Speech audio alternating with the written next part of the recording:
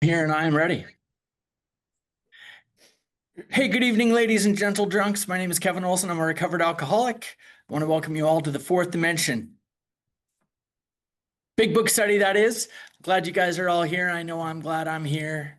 I certainly never feel more alive than when I'm sharing the miracle of God's recovery in the program of Alcoholics Anonymous. And the 12 steps of Alcoholics Anonymous that I discovered in a book called Alcoholics Anonymous.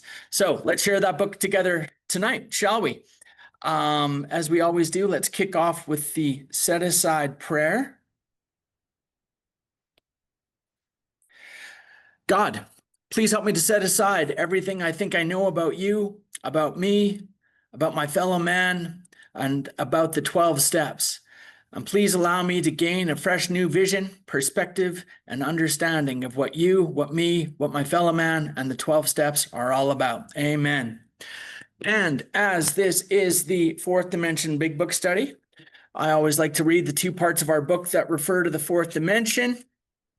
So first of all, on page 8,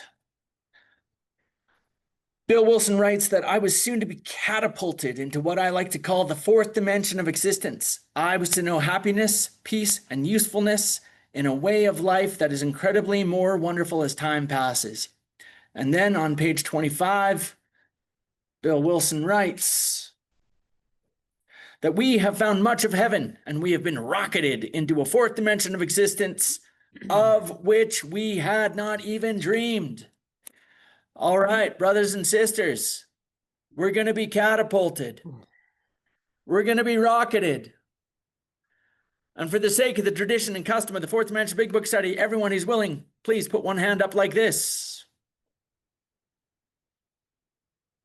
Everybody put another hand up like this.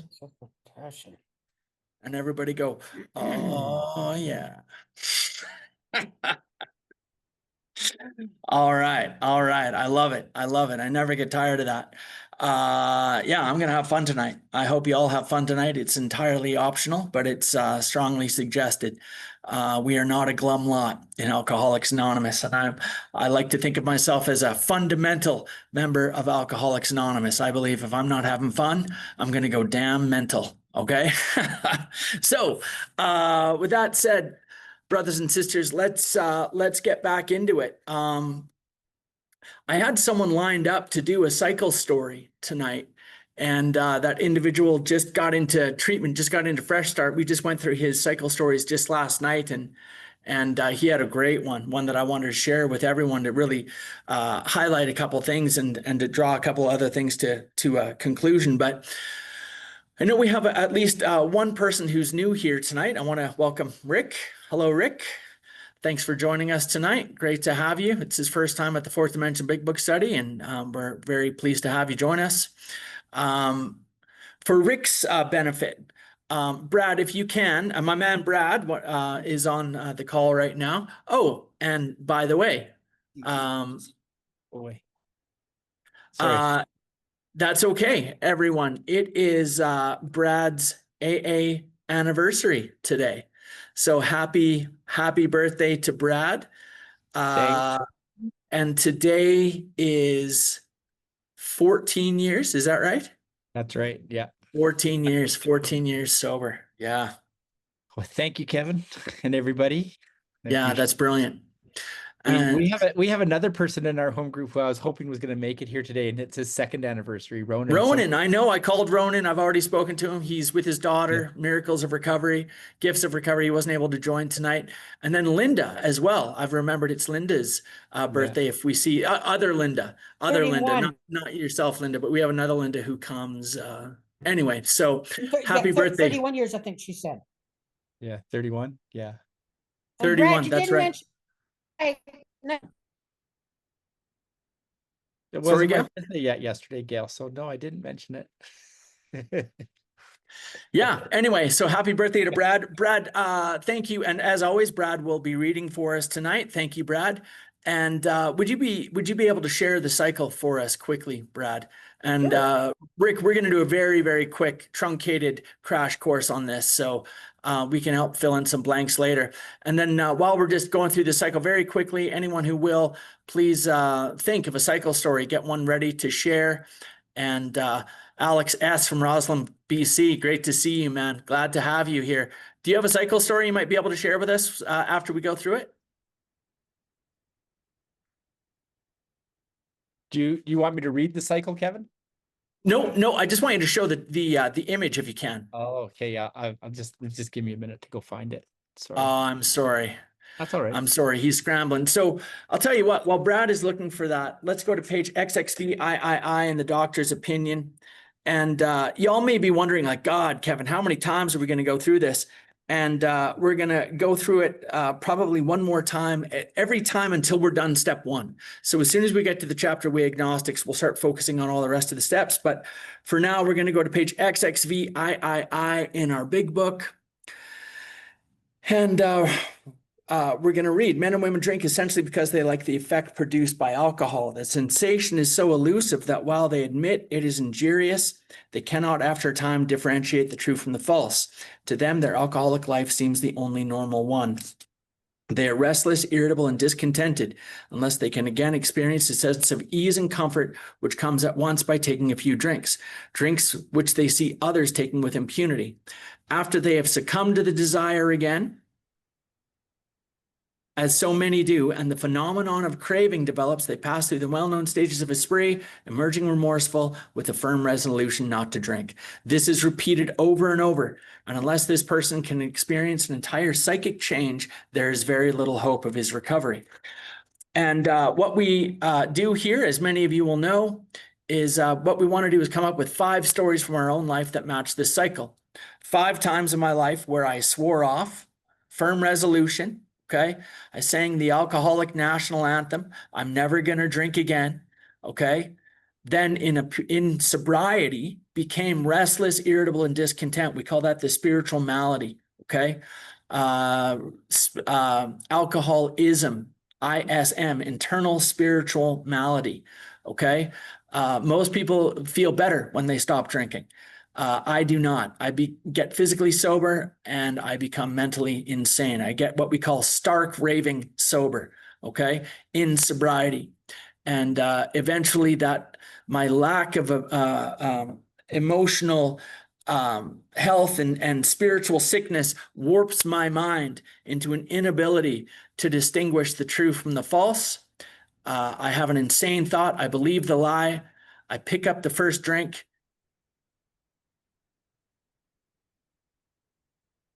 Brad, you're not sharing it anymore. I don't know if you know that. You moved around a few things on your screen.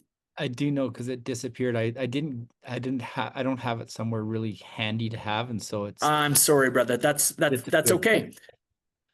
I can get it. You know what? I maybe have it. I'm just on my laptop tonight. I got so it if you want, Kevin.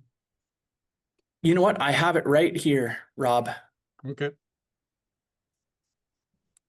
Just I grabbed it from I have it saved in my photos somewhere, but I'd had to grab it from our text messages last week, and so it disappeared on me again.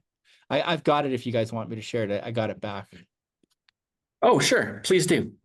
Okay. You see that now?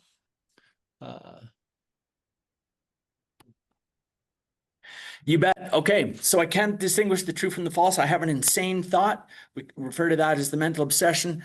I pick up the first drink just to get a sense of ease and comfort, get a sense of relief from the restlessness, irritability, and discontent. I trigger what we call the physical allergy for alcohol. Once I start drinking, I have no control over the amount that I'm going to drink. Once I start, I enter the well-known stages of a spree, emerging remorseful with a firm resolution not to drink again. Okay. And this is repeated over and over. And any alcoholic, any real alcoholic will understand this, this cycle immediately. Okay. Now, last week, we talked a lot about the difference between moderate drinkers, heavy drinkers, and real alcoholics. And we're going to talk about that a little bit more tonight. What is the difference between heavy drinkers and real alcoholics? Heavy drinkers may go through a spree, may emerge remorseful and cause that type of pain in their lives. And they say those magic words, I'm never going to drink again.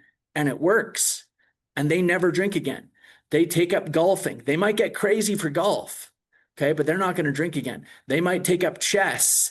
They might, they can even moderate their drinking to some degree. Okay. Any real alcoholic is completely incapable of doing this. Why? What is the difference between the real alcoholic, like me, and a heavy drinker, like my friend Luke or my uncle Daryl, both of whom just said, like, Luke was like my running buddy, man. It was him and I, like, we were the toxic twins for years. And then he got married and had kids, and now he teaches grade 4, and he just shut it down. Okay. He just stopped. And that was baffling to me. He never went to meetings. He never got a sponsor. He never had to, make amends to people that he hurt. He never had to do he never had to do AA. And why is that? What is the difference between Luke and I? My understanding is that when Luke stops drinking, he gets better. When I stop drinking, that restlessness, irritability, and discontent kicks in. Okay. If you want a really good description of what that looks like, you can go to page 52 in our book. Danelle actually pointed this out to me the other day. She tied the bedevilments on page 52 to the restlessness, irritability, and discontent. That's a really good way to think of it. Okay. And I really like that. So the best way to understand this, as we all know, is to have someone share a story from their own life that matches this cycle. A time where I swore off what happened or what didn't happen, what wasn't happening during the period of sobriety, and how did I feel during that period of sobriety? Exactly what was the insane thought that I had? And the rest is uniform. From first drink all the way to emerging remorseful, we don't need to hear any of that. I know what happened, man. Okay? We know what happens. Okay? That's just war stories and podium talk. Okay. The real disease of alcoholism happens between firm resolution and right before I pick up that first drink. Okay. When I talk about the unmanageability of alcoholism in step 1, what I'm really referring to is the way that I think and the way that I feel.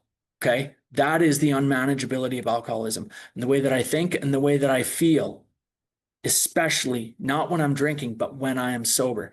Bob Darrell, famous AA speaker, says the disease of alcoholism begins when I stop drinking. When I stop drinking, it kicks in. Okay. So with that said, Alex, would you be kind enough to share a story, if you have one, a cycle story? I know I'm kind of putting you on the spot. I'm just happy to see you. So, Yeah, I'm and Brad, happy. you can stop sharing this. Like, actually, you know what? Leave it up. It might be helpful to have it up while Alex shares his story. Got my old notes out from before, so I've got it right here. Yeah, good to be back here. I'll be back now regularly. Great, man. I'll start at the spree because I finished a spree and it was a bad one, and they sent me to treatment. So I emerged remorseful in treatment, in the bed, crying, whatever. Absolutely, I was done. I was like, this is a nightmare, because this is not my first trip to treatment. This wasn't my first rodeo. And I remember calling my parents up and down, done, like, this is it. I'll be out of here 30 days. It'll never happen again. I promise, I'm done. And then within that 30 days there at treatment, I was doing the bare minimum Bill. It's my nickname. Doing the bare minimum of anything, like bare minimum cleaning, bare minimum anything, because I was just miserable and sick and uncomfortable. I was fighting with other clients, not fist fighting, but bickering like a child. I was just an adult child in there, and was not engaging with this 12 steps, not engaging with the big book or anyone who knew what was going on. And then I had got a sponsor, and I'd done a fake 5 to get my phone back. And I remember I was in the office with this fella, a counselor, and he said, okay, we're going to give you your phone back. Are you going to drink? And I remember looking at him dead in the eye, and I said, no. And I meant it. I meant no, like, no way, man. What are you talking about? I'm here in treatment, bro. I just want my phone back, man. So I get my phone, and somewhere on the walk from the main compound to the house, I had an idea. Let's take this SIM card out of this phone and take it downtown and trade it for some whatever, alcohol. Out of nowhere, out of the blue. And it happened. And I wasn't, what was I gonna say? Yeah, so there's my insane idea. Let's take it back downtown. And I had no plan. I had no plan of sneaking back in later. I kind of knew like, oh, if I do this, it's over. But I didn't care for some reason. I just didn't care. I got my first drink, ease and comfort, and it was over for a couple days until I got a hold of my parents somehow and got back into the center. Now, and I just want to clarify one thing, Alex. Yeah. When you had that insane thought to take the SIM card and go downtown, were you Yeah. drunk at that time or were I you was sober at that time? Stone cold. I was 30 days sober. And that's why we're going to read here in a moment. We're going to read right in this chapter. The main problem of the alcoholic centers in my mind rather than in my body. Okay. The physical allergy and the phenomenon of craving can't kick in if I don't take the first drink. My real problem is my inability to keep myself away from that first drink. Okay. So I like to say I can't stop the party once it's started, and I can't stop myself from starting the party. Okay. Over and over and over again. Okay. And why is that?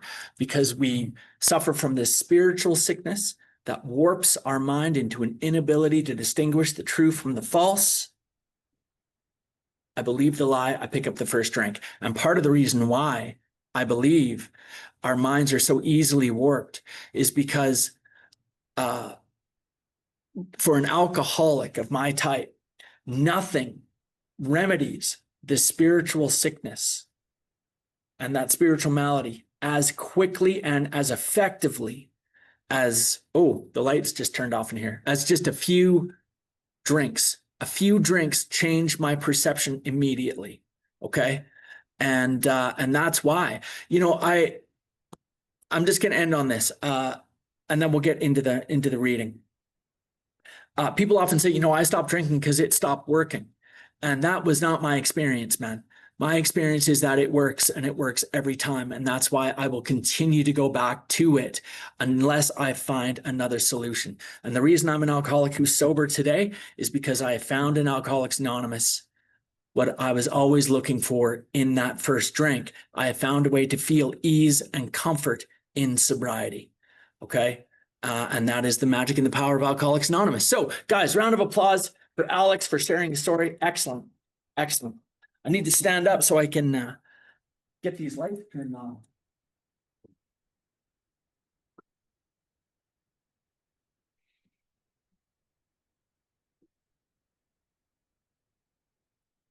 Okay, sorry about that, guys. That might happen again. Unfortunately, it appears if I'm not moving around in this room, the lights turn out. So anyway, let's go back to, let's go to page 22, guys, in our book. And so let's talk about, let's start at why does he behave like this? Okay, why does he behave like this? Let's start there. And oh, you know what? Actually, first, Brad, if you can quickly share the matrix that I was sharing with you the other day. Oh, yeah. That would be great. Okay, so listen. Last week we were talking about moderate drinker, heavy drinker, and the real alcoholic. This is a little diagram or a matrix that I came up with a little while ago that I just like to share with y'all. Just because it helped to kind of make sense of the whole deal to me. Here it comes. Thanks, Brad. Okay, so we talked about what is the difference between the heavy drinker and the alcoholic. Okay, so first of all, I want to talk about on the left-hand side there, you see, am I able to control my drinking, or do I have no control once I start drinking? At the top, you'll see, is this person spiritually fit, or is this person not spiritually fit? Okay. So when we look at someone who is a normie, a normal drinker, they can control how much they drink when they want to, and they are spiritually fit. Okay. Must be nice. Okay. Okay. But that is not my experience. When we talk about a heavy drinker, okay, our book says they might even look like an alcoholic for a period of time. They may get in trouble with it. They are not always able to control their drinking. Okay. But when they stop, because they are spiritually fit, they don't suffer from the inner spiritual malady that I do. They are able to put it away, okay? And whether or not a person can quit upon a spiritual basis depends upon the extent to which they've lost the control and the ability to choose whether they're going to start drinking or not, okay?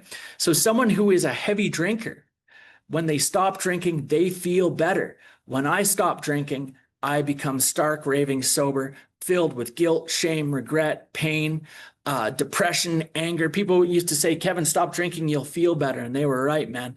I felt depression much better when I was sober. I felt anger much better when I was sober, okay?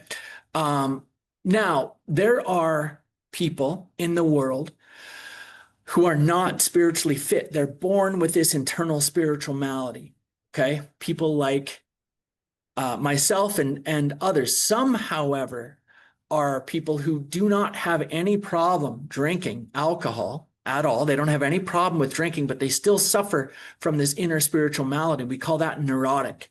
People who are like that are neurotic, okay? And then finally, there are people like me and presumably you, people who are not able to control their drinking once they start, and they suffer from this,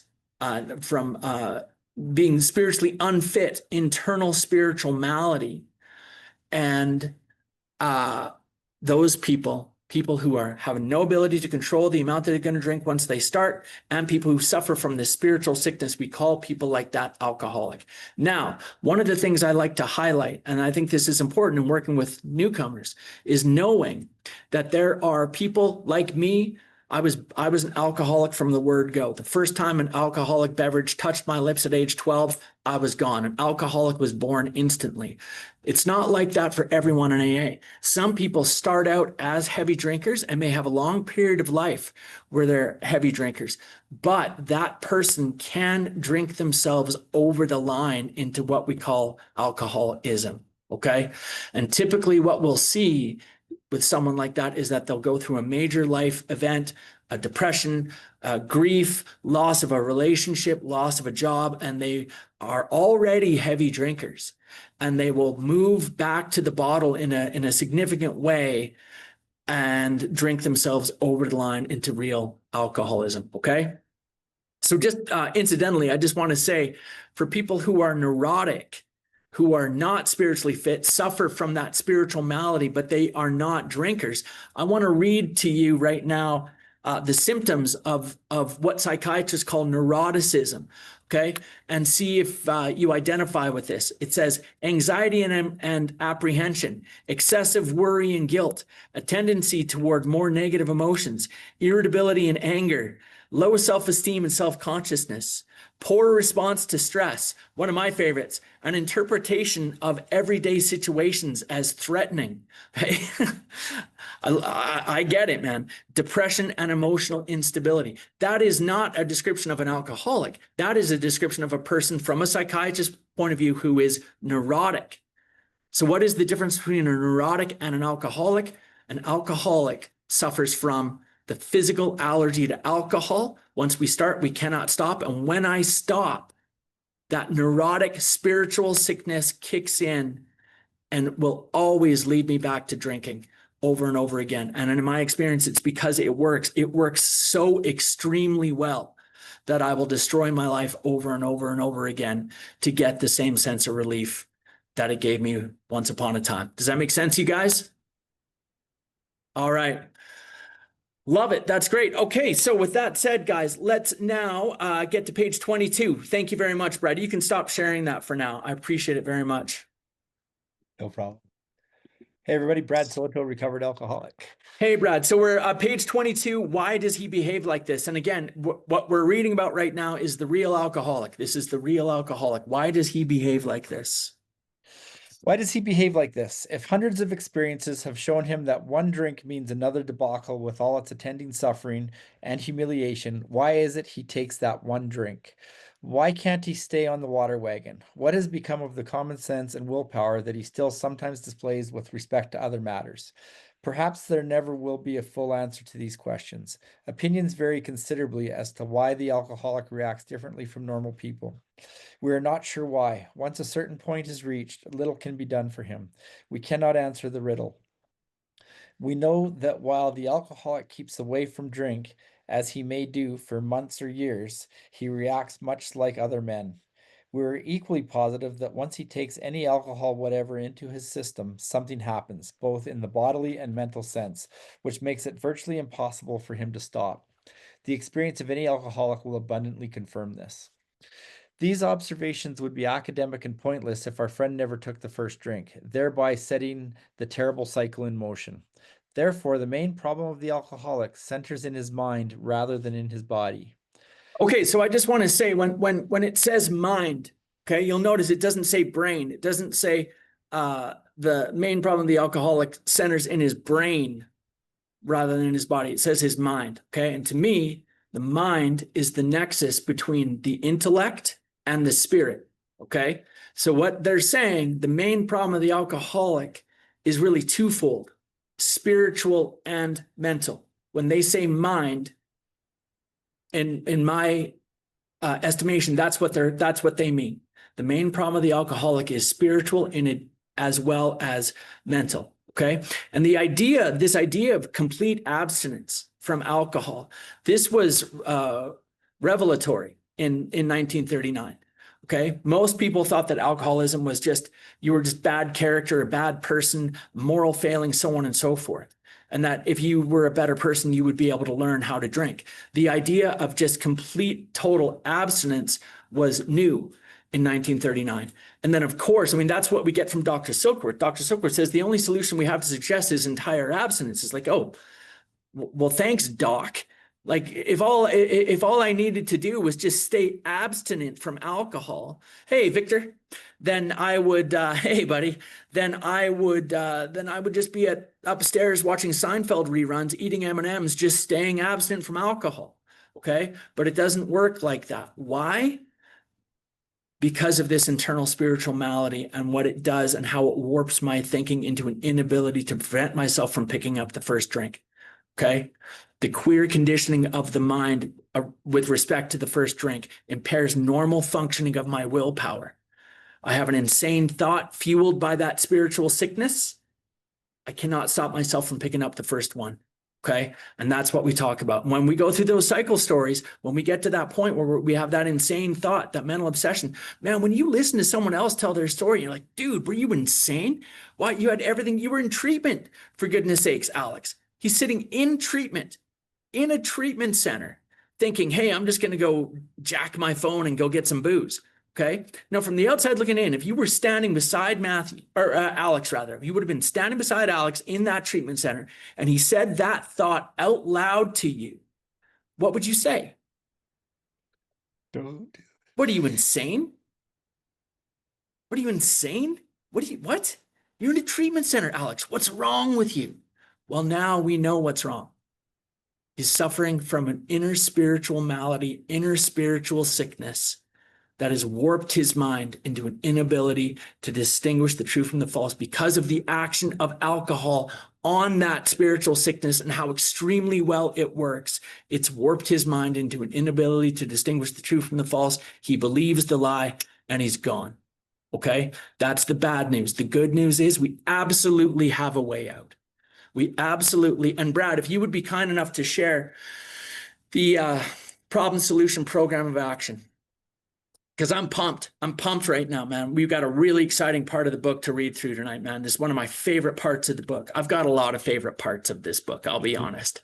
A lot of favorite parts of this book. But today, man, we're gonna read the story of Roland Hazard and Dr. Carl Jung. Okay. So look, guys, we know what the problem is, man. We've gone through it. We've got a couple more weeks left of talking about the problem, the grave nature of alcoholism that we get from Dr. Silkworth in the chapter The Doctor's Opinion. Tonight, brothers and sisters, tonight we're going to talk about the solution, vital spiritual experience given to us, given to Roland Hazard by Dr. Carl Jung. Okay, and we're going to read through that exact part of our book tonight.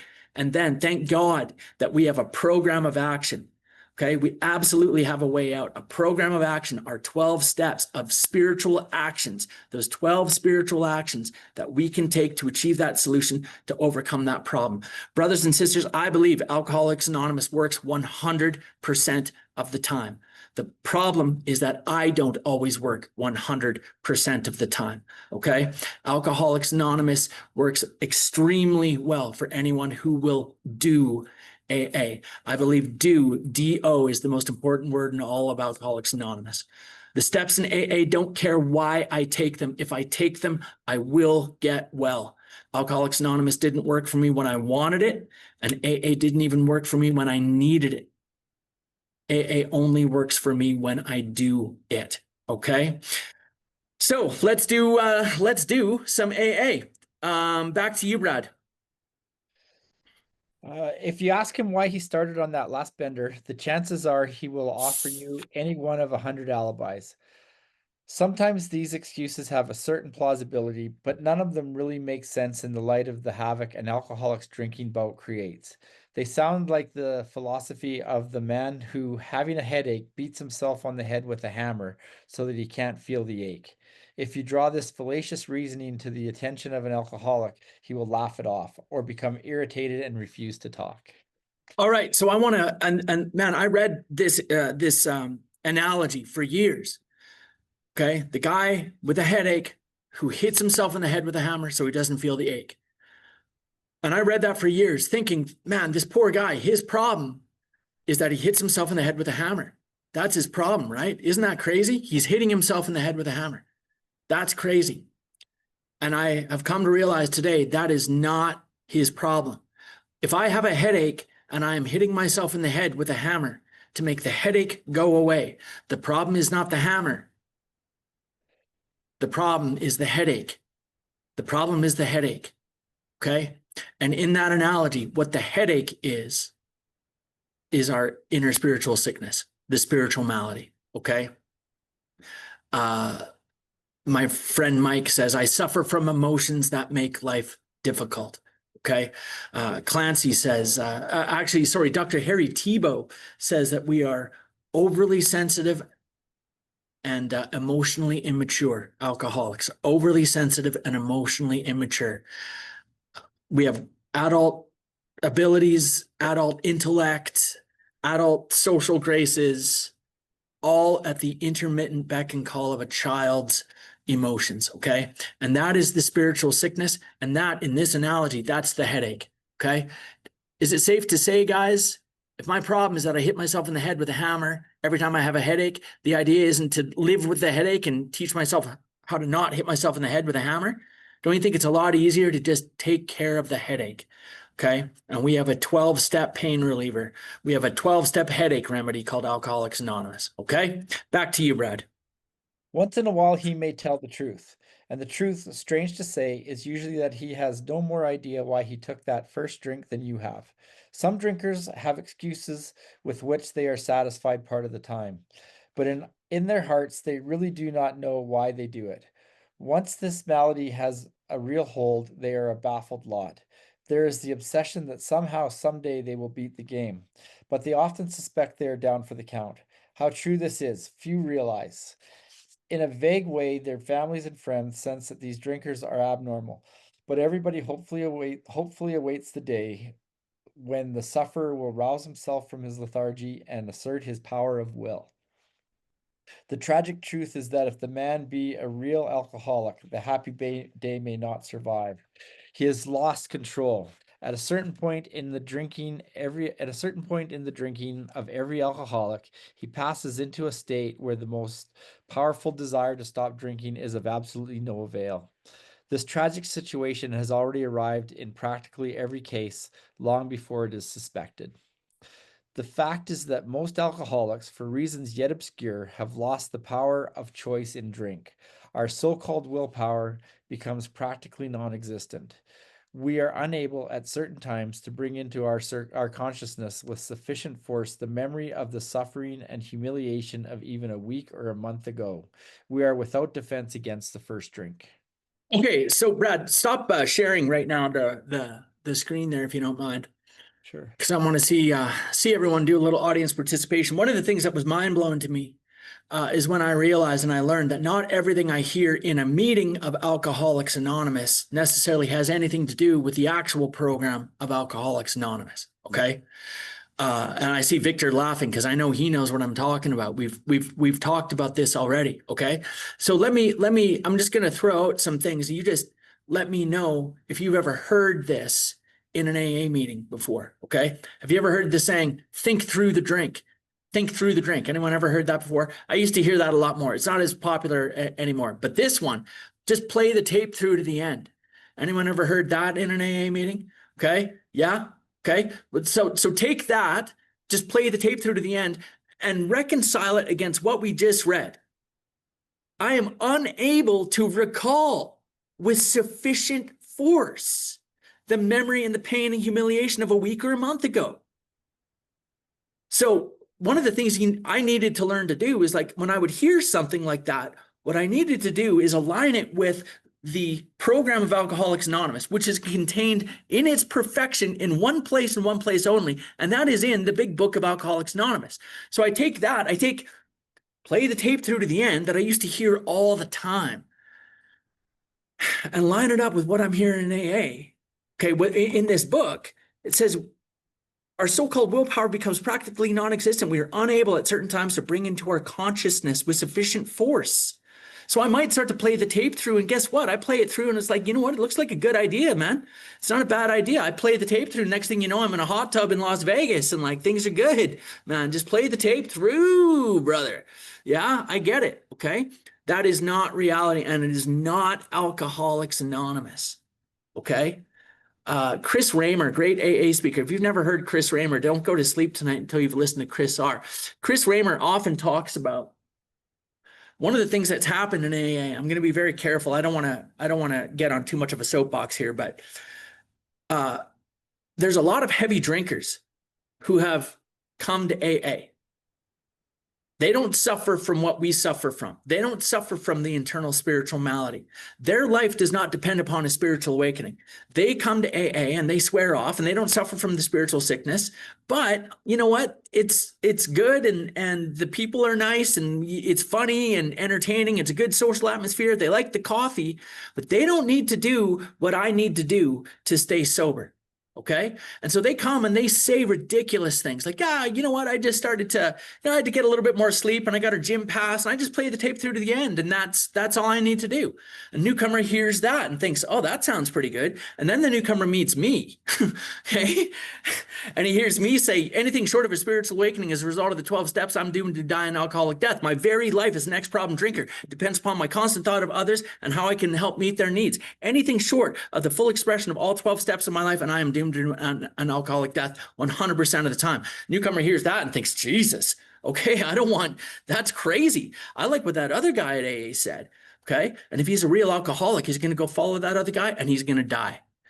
He's going to die. And how do I know that? Because I followed a guy like that in AA. I followed a guy like that in AA. I remember. He was fun and he was funny and everybody liked him. And he told me early on that I wasn't ready for the big book. Now, we're not going to get into all that big book stuff. I'm not into that. He gave me this book called Conversations with God by Neil Donald Walsh. And that's what we studied. That's what that was Alcoholics Anonymous. That was my AA sponsor. That's what he did. Okay. And suffice to say, I did not stay sober. Okay. So I know how it is. Okay. Here's another one. You've probably heard this. Anyone ever heard, if you don't remember your last drunk, you'll be condemned to repeat it? Anyone ever heard that in AA before? All I need to do, brothers and sisters, if all I had to do was just remember my last drunk, I'd be upstairs watching Seinfeld reruns, eating M&Ms, just remembering my last drunk. Okay? But it doesn't work that way. It might work that way if I was a heavy drinker. Maybe a heavy drinker can just play the tape through and remember their last drunk and they can stay sober.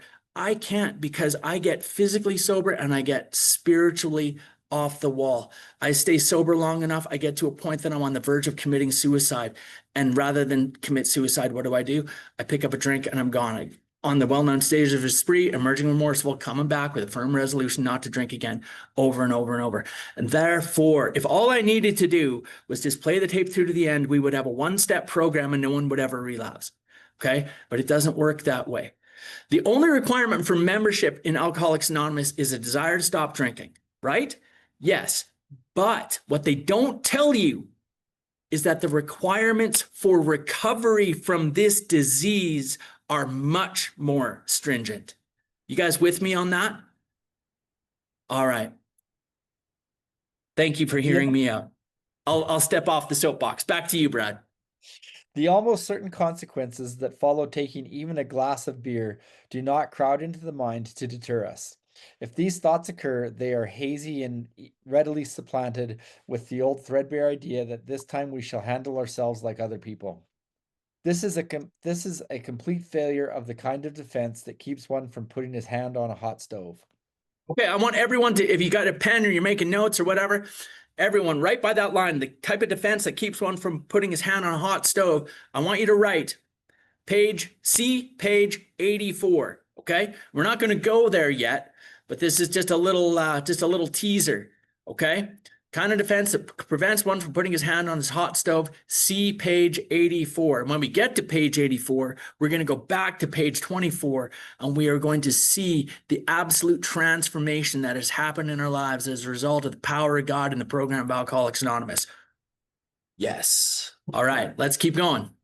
The alcoholic may say to himself in the most casual way, "It won't burn me this time, so here's how." Or perhaps he doesn't think at all. How often have some of us begun to drink in this nonchalant way, and after the third or fourth pounded on the bar and said to ourselves, "For God's sake, how did I ever get started again?" Only to have that thought supplanted by, "Well, I'll stop with the sixth drink," or "What's the use anyhow?" When this sort of thinking is fully established in an individual with alcoholic tendencies, he has probably placed himself beyond human aid, and unless locked up, may die or go permanently insane. These stark and ugly facts have been confirmed by legions of alcoholics throughout history. But for the grace of God, there would have been thousands more convincing demonstrations.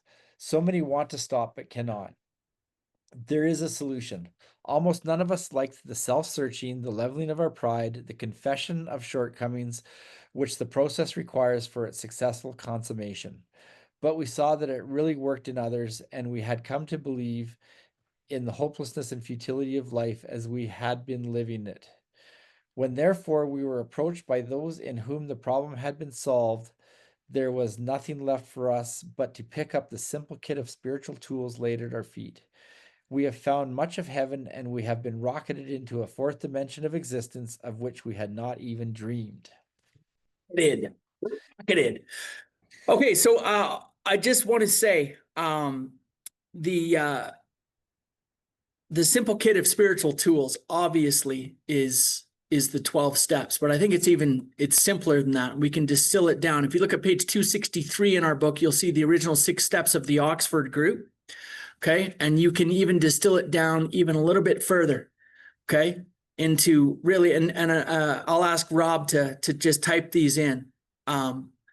Really, our program at base can be simplified into really 4 things: surrender. Okay, and we're not surrendering to a bottle of vodka. We're surrendering to AA. We're surrendering to this way of life. We're surrendering to a higher power. And ultimately, Ben, you're absolutely right. We're surrendering to God. Okay. For those who are able to get their arms around that word. Okay.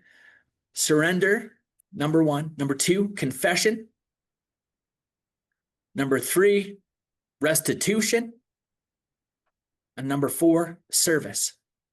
That is the simple kit of spiritual tools: surrender, confession, restitution, service. That's it. Okay. And if I keep it that simple, and really, we need to pick up the simple kit of spiritual tools. And then what do I need to do? I need to admit that I don't have any idea how to use these tools. Okay.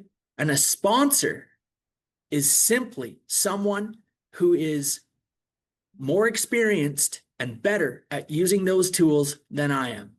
Okay. and they can teach me how to use this simple kit of spiritual tools. And what's beautiful is that later in our book, in the chapter Working with Others, it says there was nothing, we needed to lay the kit of spiritual tools at the feet of a newcomer. Okay, so we pick up these spiritual tools, we learn how to use them from a sponsor. Okay, then we learn how to use them in real life and we start to apply them in our life. Okay, and then the real goal is that down the road, we go give those tools to another newcomer and we help them learn how to use those tools. Okay. All right. Next, we're going to read probably one of my favorite paragraphs in our book. I think I can say that with assurance. Page 25 is my favorite page in the entire big book. Back to you, Brad. The great fact is just this and nothing less, that we have had deep and effective spiritual experiences which have revolutionized our whole attitude toward life, toward our fellows, and toward God's universe. The central fact of our lives today is the absolute certainty that our Creator has entered into our hearts and lives in a way which is indeed miraculous. He has commenced to accomplish those things for us which we could never do by ourselves.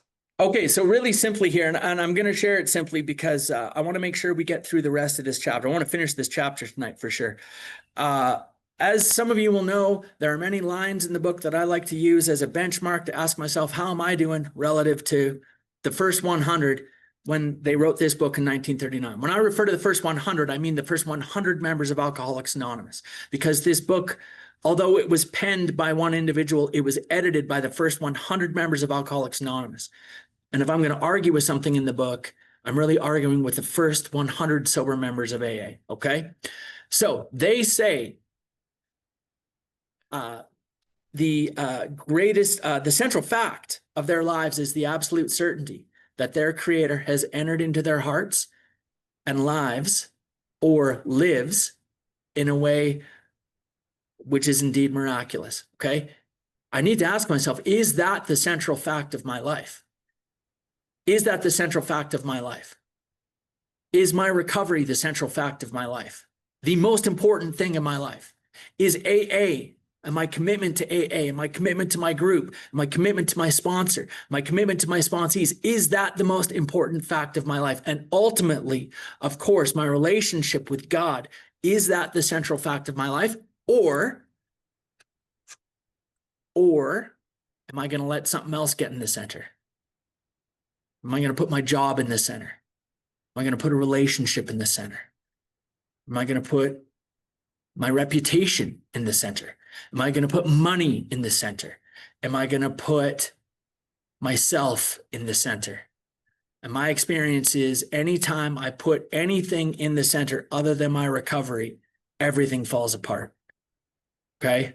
And my experience is also that when I keep God and AA as the central fact of my life, everything that orbits around that center is very well.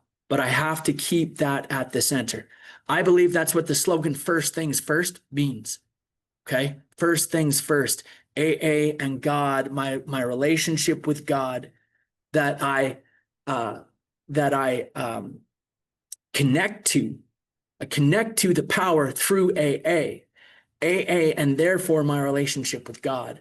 My relationship with God and therefore AA have to be the central fact of my life. And when I live that way, my experience is that I've never had it so good.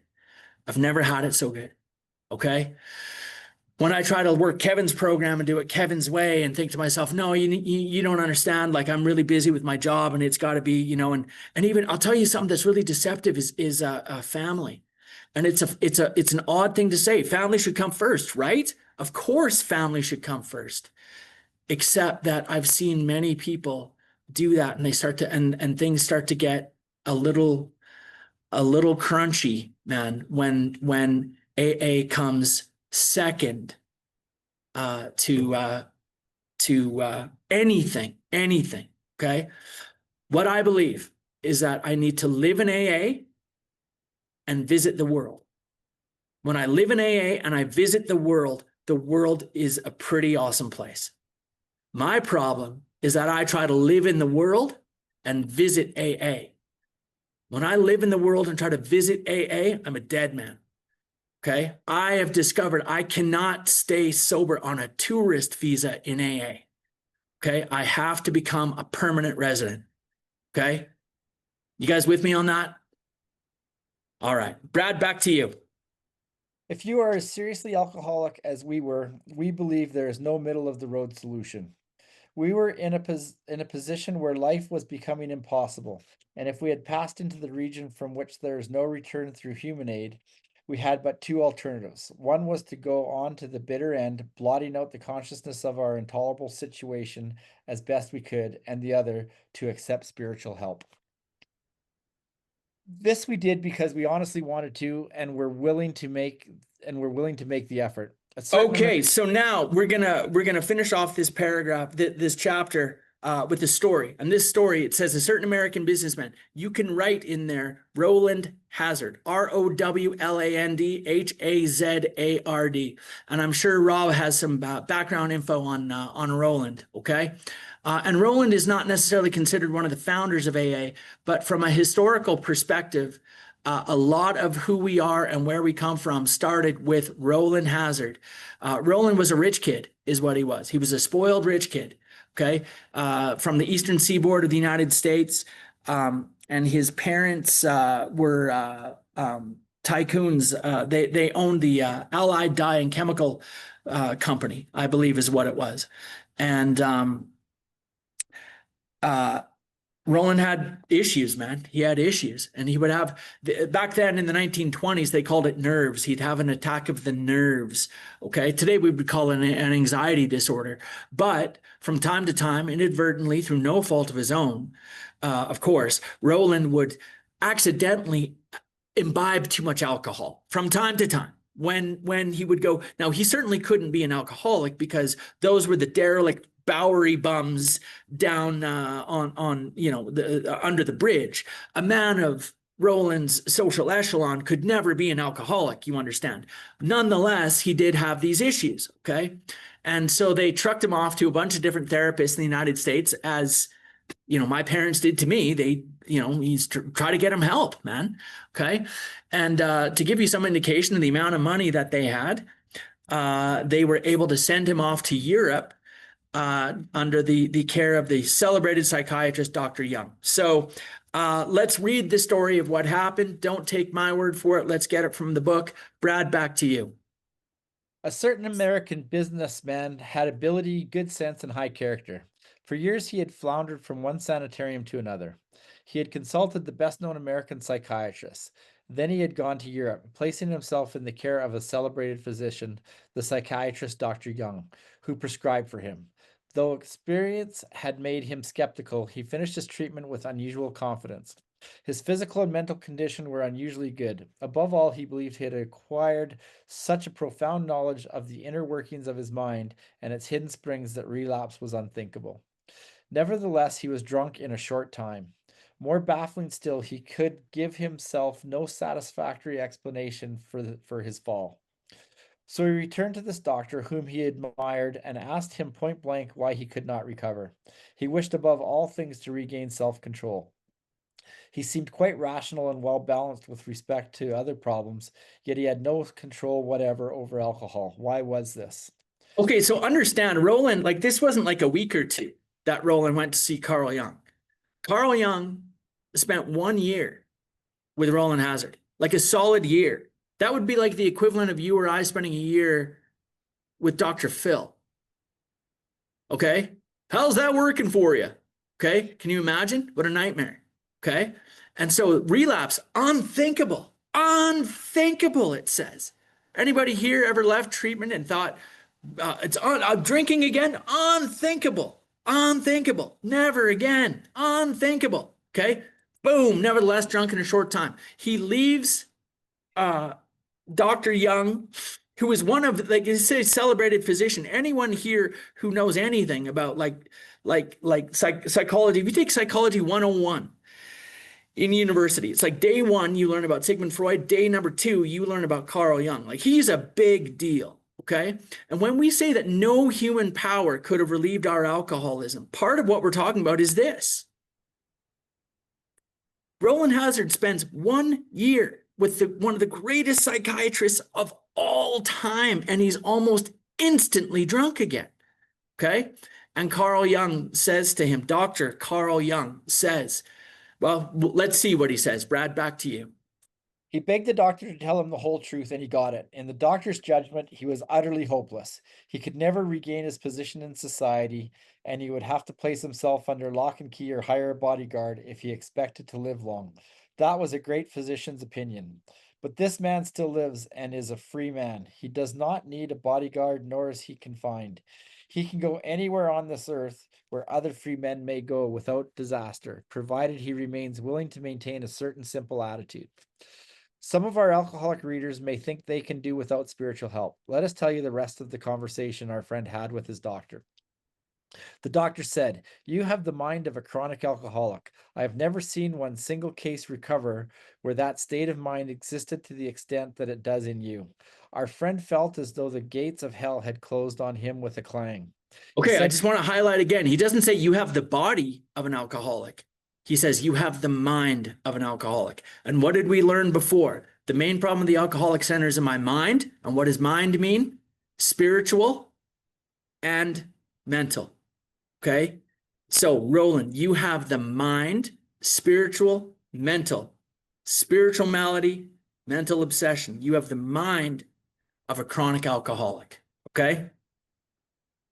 He said to the doctor, "Is there no exception?" "Yes," replied the doctor, "there is. Exceptions to cases such as yours have been occurring since early times. Here and there, once in a while, alcoholics have had what are called vital spiritual experiences. To me, these occurrences are phenomena. They appear to be in the nature of huge emotional displacements and rearrangements. Ideas, emotions, and attitudes, which were once the guiding forces of the lives of these men, are suddenly cast to one side, and a completely new set of conceptions and motives begin to dominate them. In fact, I've been trying to produce some such emotional rearrangement within you. With many individuals, the methods which I employed are successful, but I have never been successful with an alcoholic of your description." Upon hearing this, our friend was somewhat relieved, for he reflected that after all, he was a good church member. This hope, however, was destroyed by the doctors telling him that while his religious convictions were very good, in his case, they did not spell the necessary vital spiritual experience. Okay, so it's asked us a couple times here to go see the second appendix in the back, which is about the educational variety of a spiritual experience. Okay, I like to approach that chapter at the end of the chapter, We Agnostics. So we will come to that. So let's just keep going through, and we should be able to finish right on time, right at 7 o'clock tonight. Here was the terrible dilemma in which our friend found himself when he had the extraordinary experience, which, as we all have already told you, made him a free man. We, in our turn, sought the same escape with all the desperation of drowning men. What seemed at first a flimsy reed has proved to be the loving and powerful hand of God. A new life has been given us, or, if you prefer, a design for living that really works. The distinguished American psychologist William James, in his book Varieties of Religious Experience, indicates a multitude of ways in which men have discovered God. We have no desire to convince anyone that there is only one way by which faith can be acquired. If what we have learned and felt and seen means anything at all, it means that all of us, whatever our race, creed, or color, are the children of a living creator with whom we may form a relationship upon simple and understandable terms as soon as we are willing and honest enough to try. Those having religious affiliations will find here nothing disturbing to their beliefs or ceremonies. There is no friction among us over such matters. We think it no concern of ours what religious bodies our members identify themselves with as individuals. This should be an entirely personal affair which each one decides for himself in the light of past associations or his present choice. Not all of us join religious bodies, but most of us favor such memberships. In the following chapter, there appears an explanation of alcoholism as we understand it, then a chapter addressed to the agnostic. Many who once were in this class are now among our members. Surprisingly enough, we find such convictions no great obstacle to a spiritual experience. Further on, clear-cut directions are given showing how we recovered. These are followed by 42 personal experiences. Each individual in the personal stories describes in his own language and from his own point of view the way he establishes relationship with God. These give a fair cross-section of our membership and clear-cut idea of what has actually happened in their lives. We hope no one will consider these self-revealing accounts in bad taste. Our hope is that many alcoholic men and women desperately in need will see these pages, and we believe that it is only by fully disclosing by disclosing ourselves and our problems that they will be persuaded to say, yes, I am one of them too. I must have this thing. Amen. All right, and we're finished tonight, and we'll be back next week with the chapter more about alcoholism. So let's close tonight with the Lord's Prayer, as I like to do, and then if you like, don't run away. One of my favorite things to do is go kind of around the room, and everyone will have a chance to just introduce yourself and tell us where you're calling in from. We have people literally calling in from all over the world right now, and I love to meet you. So I would love to do that. If you want to stick around, by all means, let's do so. It's certainly not required, but I hope you do. Let's close with the Lord's Prayer. Our Father, who art in heaven, hallowed be thy name. Thy kingdom come, thy will be done on earth as it is in heaven. And give us this day our daily bread. Forgive us our trespasses as we forgive those who trespass against us. And lead us not into temptation, deliver us from evil. Thine is the kingdom, the power, and the glory, ever and ever. Amen. Amen.